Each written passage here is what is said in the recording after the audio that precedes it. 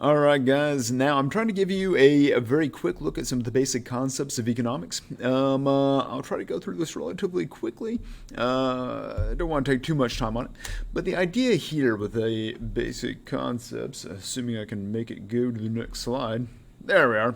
Right, well, first of all, what is economics? Well, this is the complicated answer, right? Social science seeking to analyze and describe the production, distribution, and consumption of goods and services.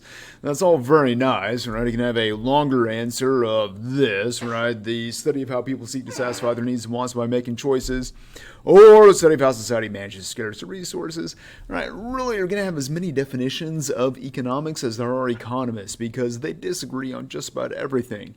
But the general idea behind all these definitions is going to be that economics is the study of the choices that people make. It's a misconception that economics is all about money. It's not. Now, money is an important part of the equation, but it's really looking at the choices that you make. And the reason you have to make those choices and the reason you have to make those decisions, we'll get into here in a little bit. All right, there's a couple of divisions I'm not going to worry about too much. There's microeconomics, which is going to be looking at economics at the small individual, family scale or business scale. You have macroeconomics, which is looking at it from the economy-wide level, like an entire country. All right, we're going to be looking at a little bit of micro and a little bit of macro, all right? So a little bit of both. You also have positive and normative economics, but I'm not going to worry about that. But here's where we're getting to do some definitions, right? So you got goods. Goods are going to be what they sound like. They're the stuff. So they're the things that you buy. And then you have services, and services are things that people do for others. Now, as a consumer, this is what you buy. You buy goods and services. Okay? I need a shelter, but I want toys. I need food, but I want games for my DS. I'm not even positive the sound comes through on that. The entire video is just these little kids being like, this is what I need and this is what I want. There's a nice conclusion to it, but I'm not going to worry about this. But the idea behind the needs and the wants, right? Your needs are few and finite. You only have so many things that you need, but as far as your wants go, those are nearly infinite, right? I mean, you think about your needs. Well, all right, you need some food, you need some shelter, you need some water, hopefully you need some clothes. You're not running around naked. But the wants that you have are going to be nearly infinite, right? So it might just be that you're a noble individual and the wants you have are few and far between. And, as soon as I achieve those wants in my life, I'm going to be completely satisfied. You're a liar.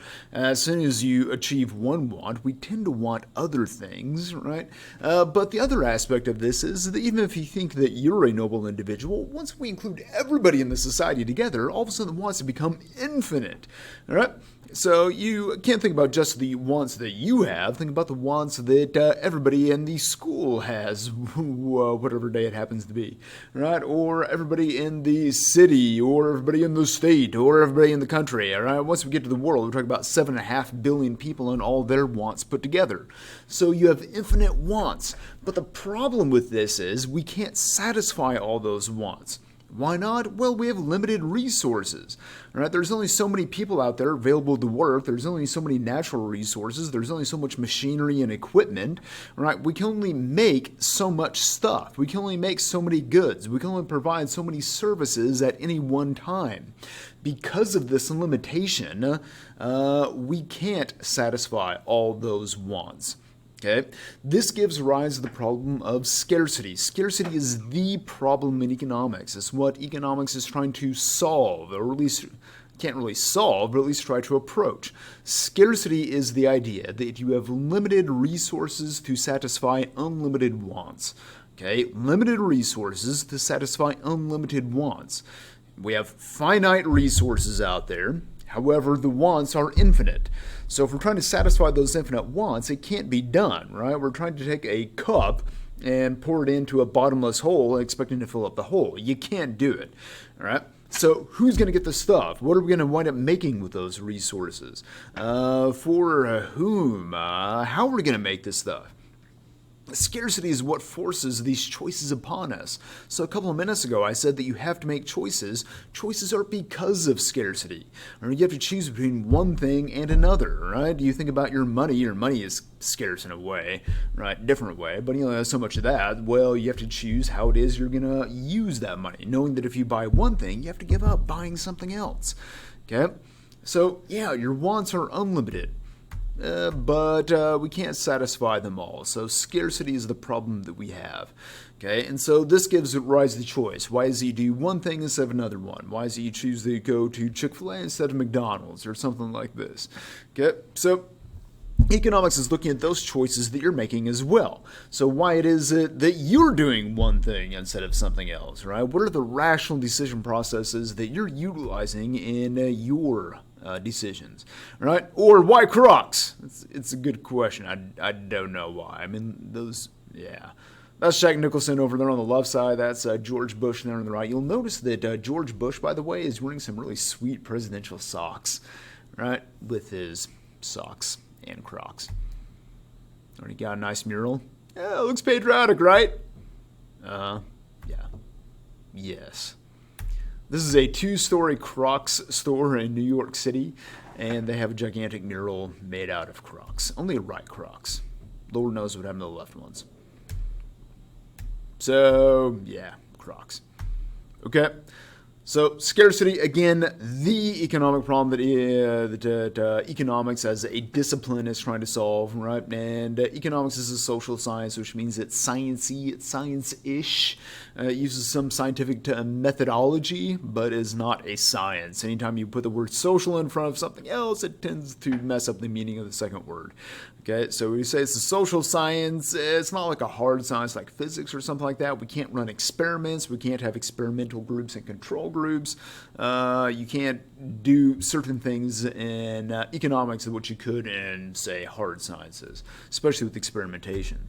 Okay, but economics is looking at those choices that you make because of scarcity and trying to decide how it is we're going to use resources to the best, most efficient way that will satisfy as many of those wants as possible that people wind up having.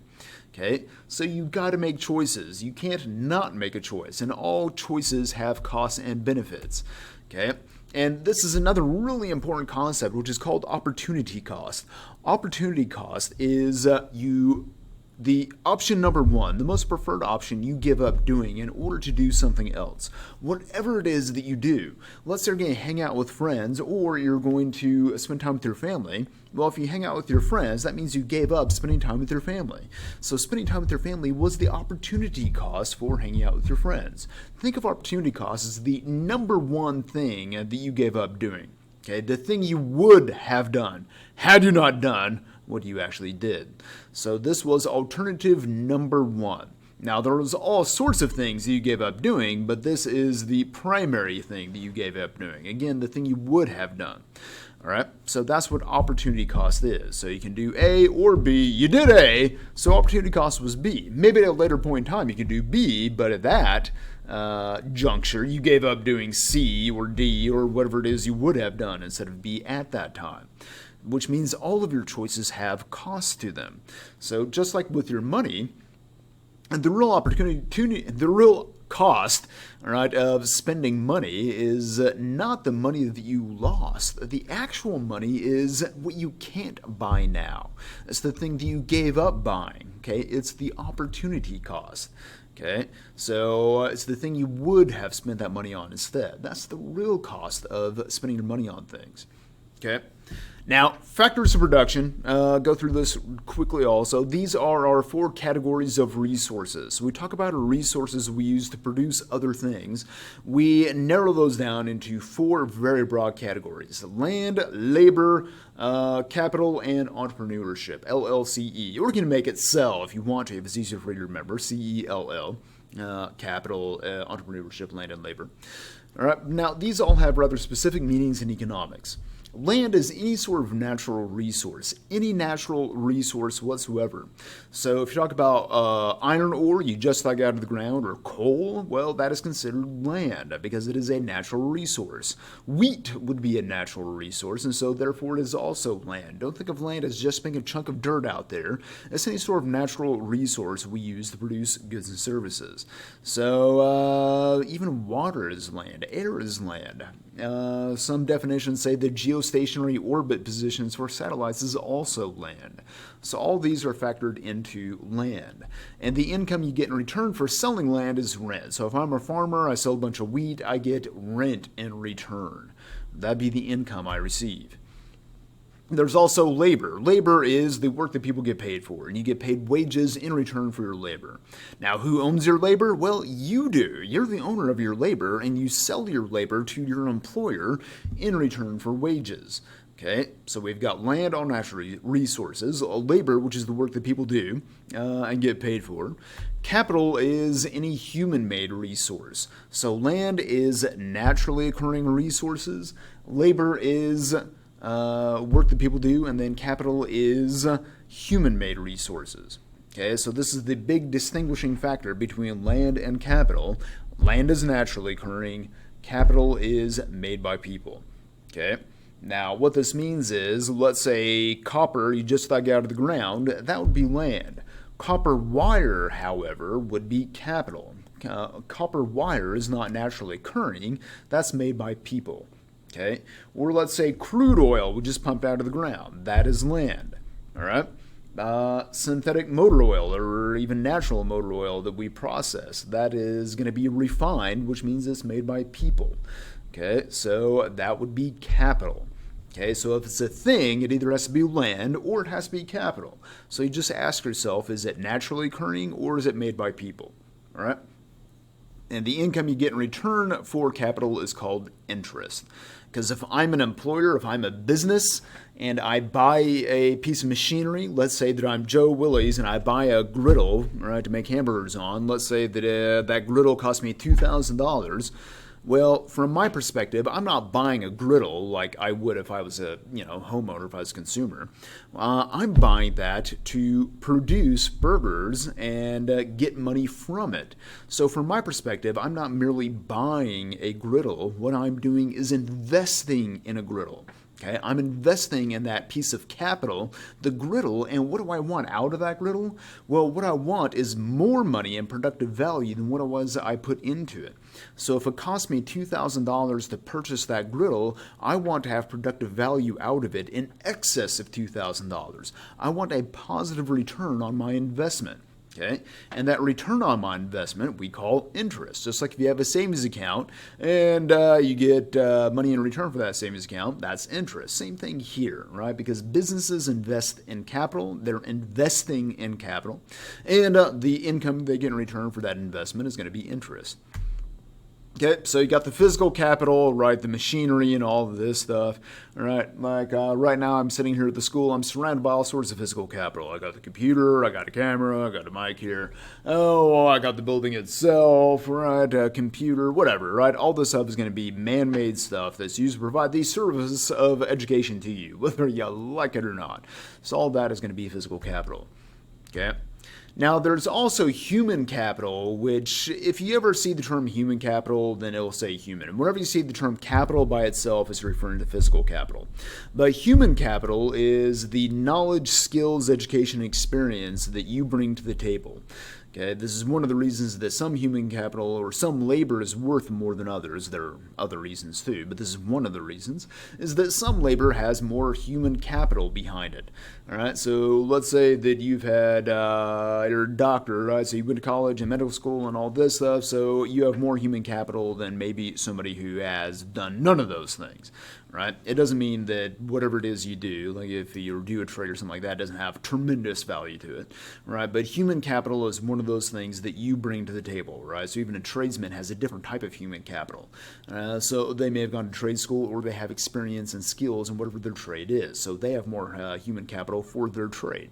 So one of the reasons you have a job, and hopefully after you work there for about a year, you got a raise, hopefully, right? It's because after a year, well, you know what you're doing now. Whereas when you first started, you you had no clue. So after a year, you have more skills and experience than what you did when you started. Yep, so capital, if you hear it by itself, think of that as physical capital, the actual stuff.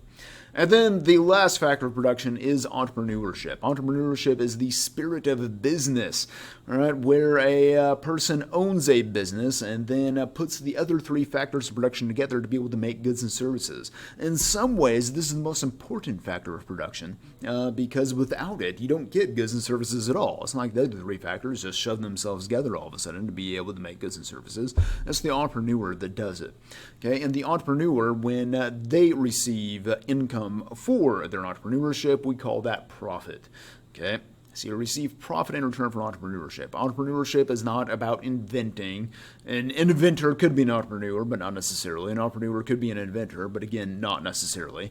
Entrepreneur is a owner of a business who produces those goods and services and get profit. Okay, and this ever comes up, revenue and profit, the difference between those. Revenue is all the money, all the income that is brought in by the business, and profit is the money that is left over from the revenue after costs are subtracted. So let's say that I'm going to make that burger business, and I sell you a burger for $5, right? I sell you a cheeseburger for $5. Now, it costs me $4 to produce that burger. Once you talk about the labor, my employees, and utility costs, and buying the supplies, the hamburger and the buns and all that, okay? So it costs me $4 to be able to get that cheeseburger on your plate, and I sell it to you for $5. Well, when I sell it, I made $5 in revenue, okay, $5 in revenue, total income, and I made $1 in profit, all right? Because I sold it for $5, it cost me $4 just to make it and get it on your plate, so I have $1 left over that I get to keep, right? And that is $1 in profit. So that's the difference between revenue and profit. All right, so the idea here is you take these four factors of production, the land, naturally occurring resources, labor, work that people do and get paid for, capital, human-made resources, and entrepreneurship, and you put it all together and you have the outputs, right? You have these goods and services. All right, so if you get asked questions, and I'm gonna, about factors of production, remember, if it's a thing, it has to be either land or capital. What makes the difference is it naturally occurring? If so, then it's land. If it's made by people, then it is going to be capital. Okay? Now, if it's a person that we're talking about, a person has to be either labor or entrepreneurship. And there you ask yourself, is the person working there only, or does the person own it? If they're working there only, that is labor. If they own it, that is entrepreneurship. Okay, so land, labor, capital, and entrepreneurship are four categories of resources, our factors of production that we use to produce goods and services. Again, we have a limited amounts of land, labor, capital, and entrepreneurship in order to produce those goods and services, which means we can satisfy only so many wants at a time. So we have finite, limited resources to satisfy unlimited, infinite wants, and this is the problem of scarcity and why it is that you have to make choices as an individual. Okay, I'm going to leave it off there. That's a good stopping point.